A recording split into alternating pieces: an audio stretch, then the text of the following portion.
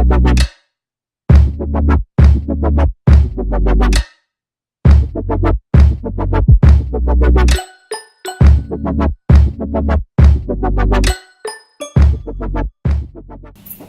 is up, guys? Welcome back to my channel. If you're new to my channel and you would like to watch more videos and be notified when they come on, just turn on my post notifications and also subscribe to my channel right here, and also give this video a big thumbs up and comment below any kind of content that you guys want to see in regards to food, fitness, and everything in between. So if you're new to my channel, then you can go ahead and watch my first video that I made, and that's 10 facts about me, and also a quick workout that I posted at the tail end of that video. If you want to follow me and keep up to date with anything that I'm posting before I post it here on my YouTube channel, you can also follow me on my Instagram. Most of my fitness and food tips and anything that has to do in that realm is going to be posted on my Instagram.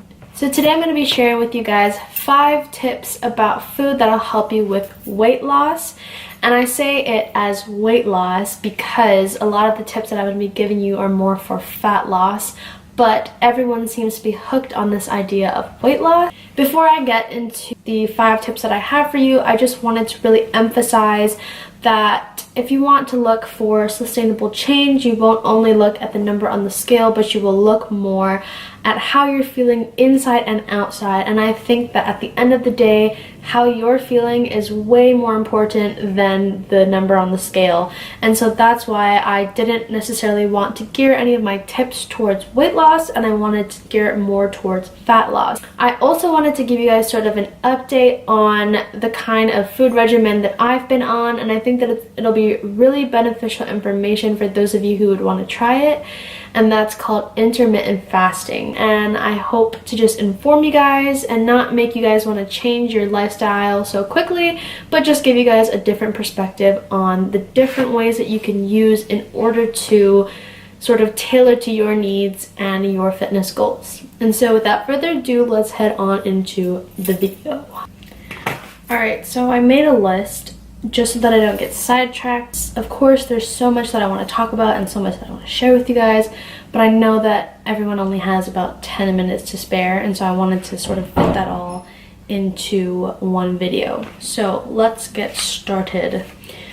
So the first tip that I have for you guys, and it's kind of a no-brainer when it comes to weight loss or fat loss or any kind of changes that you want to make to your body in order to slim down, and that would be to be in a caloric deficit. When your goals change, your calories intake will change, and also your macros will change. When you are in a caloric deficit, you're consuming less than you're burning, and so in that way your body already knows that it's trying to burn fat and lose that extra weight that you want to get off. That paired with a great fitness regimen is a really sustainable way in order to lose weight or lose fat. Now, just a disclaimer, when you're doing these kind of things, I wouldn't advise to just cut down your caloric intake by like 500 calories or anything really drastic. If you're in it for the long run, you're not going to want to just jump straight into it and lose a bunch of weight in the first week, because first of all, that's very unrealistic, and second of all, it's not going to be a sustainable kind of living or lifestyle, which is exactly what you want to do. You want to make these changes into habits that then become part of your lifestyle, and that is going to be the most sustainable way in order to see lasting changes. You and yourself burn a certain amount of calories if you do absolutely nothing in the day, and that's called your BMR, or your basal metabolic rate.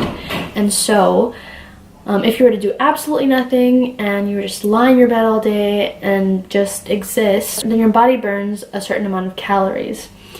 Then when you exercise, you burn another set of calories, and your BMR plus those calories that you burn from exercise give you your TDEE, or your total daily energy expenditure. So if you really want to get into the nitty-gritty of all of that, you should go online to the TDEE Calculator.net, and that will give you a good gauge on how many calories you should be eating a day, and then you can sort of manipulate that thereafter. So number 2 is to find healthy alternatives. And I think that this is the biggest thing, because a lot of people will just cut out all of the bad foods that they eat. And I think that cutting out bad foods is really good if you're going to cut out like fast foods or foods that are really calorically dense, so they have a lot of calories but not a lot of nutrients, I think that those two are really good to just cut out immediately. And that doesn't mean to completely cut them out of your diet, but definitely try to sort of wean yourself off of them.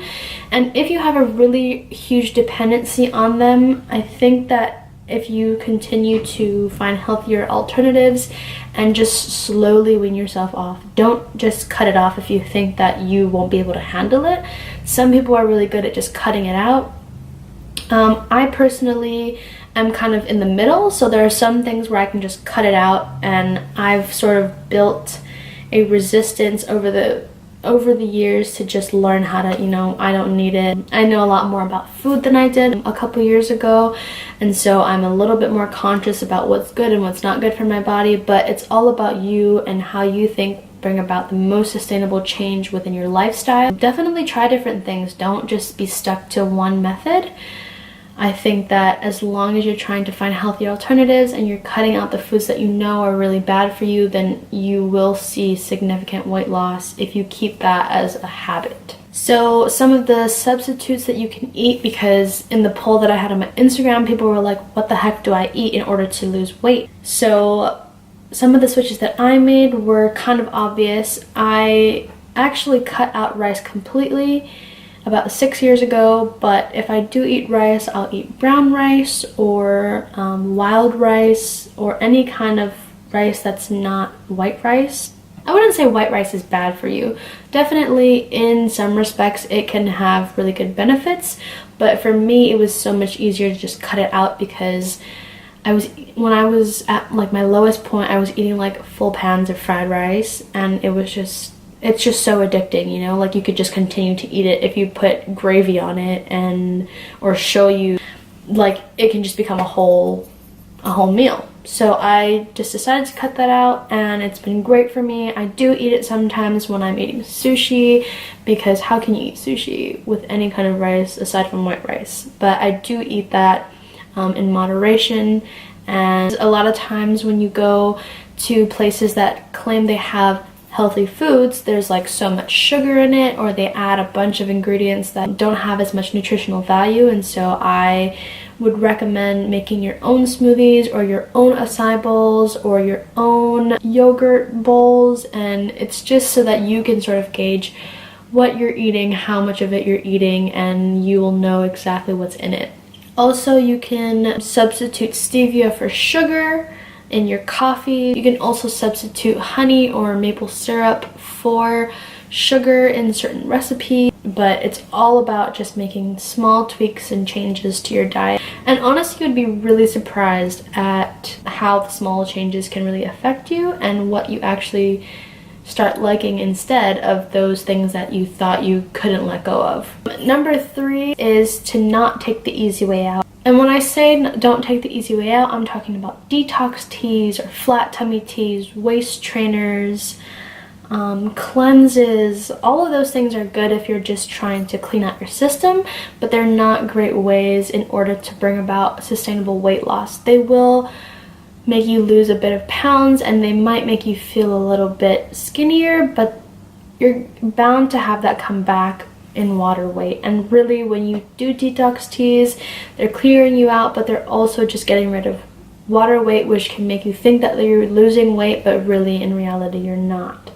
And so I actually am speaking from experience. I have tried detox teas, I have bought a waist trainer, I have tried the Garcinia whatever pill thing. It really just made me go to the bathroom all the time, and also I just felt like because I wasn't seeing like significant weight loss, I was really discouraged from that. To avoid that kind of disappointment, you just have to avoid those fads and phases that you see all over social media. You also will just end up binge eating, because a lot of people don't eat things when they do the detox teas, and that's all they're drinking. And then late at night when you can't sleep because your body doesn't have enough nutrients, or your body's just not responding well to the teas, and you're just like, your body's going crazy. It's like, where the heck is all the food? Why have you not fed me? You're more bound to binge eat and eat all of those unhealthy foods that you have in your house. So that leads me to number 4, which is to drink lots of water.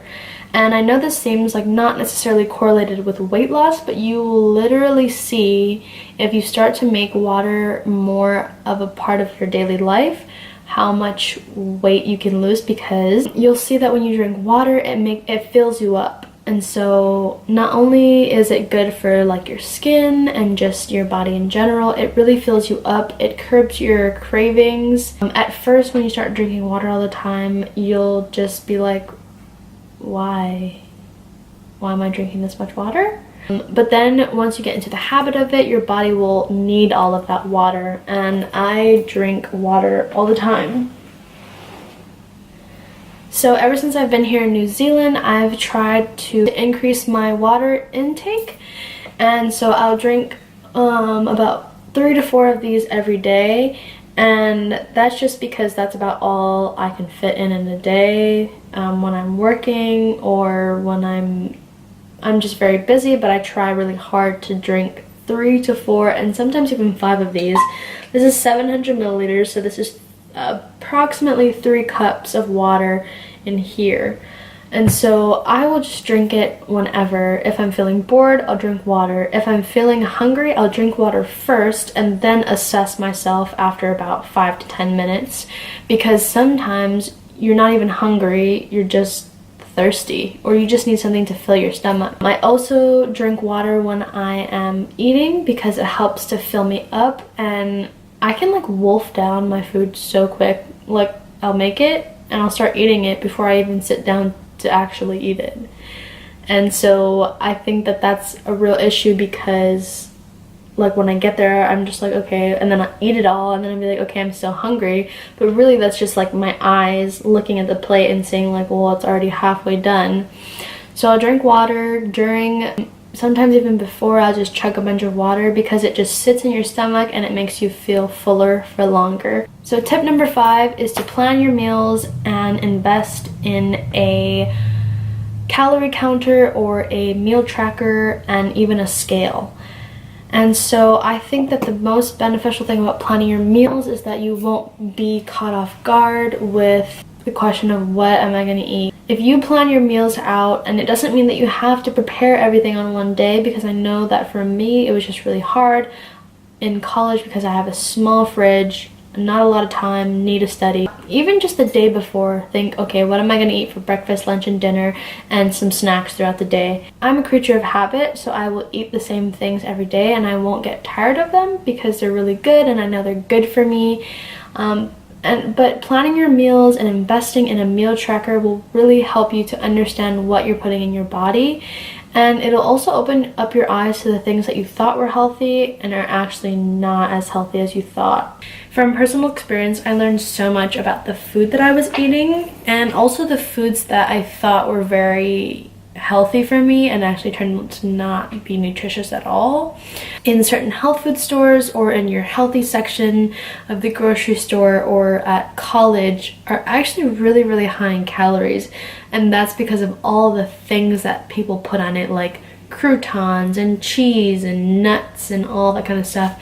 And in moderation and in certain portions, those are really good, but no one is going to tell you that the salad they're trying to sell you has like 900 calories. And I actually learned this about the salad bar at my college, which has pre-made salads, and I was like, well, I mean, what harm can a salad do? It's pretty much has to be low cal. Until I looked on the nutrition information, and it actually had like 900 calories, like 600 to 900 calories. And so just being able to plan your meals accordingly and track them in a meal tracker is super, super beneficial, because you will know exactly what's going in your body and you will be able to see if you're getting enough protein for the day, carbs for the day, and even healthy fats for the day. I did use MyFitnessPal a few years ago, and I think that it's a great app. I actually just recently found one. It's called LifeSum, and I'll show you a little bit about how it works. So this is the LifeSum app, and it opens up here. So I actually have the premium version. I'm not sure how the normal version goes. I actually accidentally bought the premium version So don't accidentally do that if you don't actually want it. But it tells you how many calories you have, so you can set your calories, you can set your macros. Your macros tell you how many carbs, proteins, and fats that you're going to need to eat in a day depending on your goals. And so this is telling me, because I have the premium version, how many carbs I have left, protein I have left, and fat I have left after I add food in. You can also add a exercise component to it if you have the premium. I'm not sure if you can do that with the free version, but you can do a step counter, so it'll count how many steps you take. You can also insert exercise. What I really like about it is it has this water feature. So the water feature will tell you how much water you've drank throughout the day, and then you can add your breakfast in. And so it has a barcode option, so you can scan a barcode, or you can also have like a favorites tab, and yeah. And then it also has, on the premium version, a meal plan. So you can say like, well, I want to lose this amount of weight, and you can track your weight. It's just a really, really awesome app. And it's really cute. I think that it's kind of cuter than MyFitnessPal. Now I just really wanted to talk to you about how my eating and fitness schedule goes. And so I actually am doing this thing called intermittent fasting, and you probably have heard it or seen it on other people's Instagrams or YouTube channels if you're in that sort of realm of YouTube. But what intermittent fasting is fasting for a set amount of time and only eating during a certain period of time. And so usually the time that you eat is between 8 and 12 hours, and then the rest of the hours of the day you're fasting. And so I think some of the benefits that I have seen from that is that I am able to contain all of my eating into a certain time period, and so I know exactly when I'm going to be eating, and I can plan my meals accordingly. I also have noticed, and you won't notice it in the beginning, but as you continue to practice this kind of lifestyle of eating, you'll really see that it suppresses your appetite in some ways. And when I first started, it was really hard, and I started to sort of eat outside of those time periods because my body was just like, what the heck are you doing? But as I continue to be more diligent with it and really stick to it, my body adapted. So I'll kind of just walk you through my day. So I wake up in the morning, and I've been trying to go to the gym in the morning so that I can get it out of the way. Sometimes I don't feel like doing it. Sometimes I'm like super pumped to go to the gym. It varies. So I'll go to the gym, and then I'll go straight from the gym to work. But on the way there, I'll drink a protein shake. So that's the only thing that I'll really eat outside of the set time period. And so you can set your time period to any 8 to 12 hour time period. So I have been doing 12 p.m. to 8 p.m. And so I've done an 8-hour eating period. And then all the other hours in the 24-hour day, I won't eat a single thing. The only thing that I've made an exception for is drinking my protein shake straight away after I've worked out, because it is proven that in order to build your muscle in the best way, you must consume protein at least a half an hour after you finish working out. I picked 12 just because I like to eat later at night, and I realize that a lot of my cravings for food are during the nighttime periods. Right now I'm looking at maybe expanding my period of eating to 9 or 10 hours, because now that my body is more accustomed to it, I actually don't really get that hungry for lunch. So I'm actually pretty hungry when it gets to breakfast at 12, and I'll eat my breakfast, and then I'll have a snack a couple hours later, like an apple or a banana and some nut butter. And then I'm actually not hungry until around like 5 or 6. But then at that point I'm kind of panicking because I know that I have to have my last meal before 8 p.m. And so I will kind of eat a bigger lunch that I could have waited a couple more hours to eat later on, which probably would have been like around dinner time. And then I don't know. it's kind of something that you have to work with. If you are going to cut out snacks and just eat breakfast, lunch, and dinner, then it's probably a little bit better, but I like to snack a bit while I'm at work because I'm a huge snacker. So I'm thinking of moving my breakfast up to 11 a.m. and I actually tried that today. So I had breakfast at 11 a.m. I didn't eat lunch until around 3 p.m. I did eat an apple in between those two time periods, and then I'm looking to eat dinner at around 7:45. I hope that really helps you guys, and thank you so much for tuning into my video. It means so much that you guys will take the time out of your day to watch these videos. It's honestly taken me so long to produce these videos because I just want everything that I say to be perfect for you guys and for you guys to be able to use these tips. But yeah, so if you guys really like this video, please give it a big thumbs up. If you want to see more videos, subscribe, tell your friends, comment below, anything. And also follow me on my social media accounts. And I hope to see you guys really soon. Bye!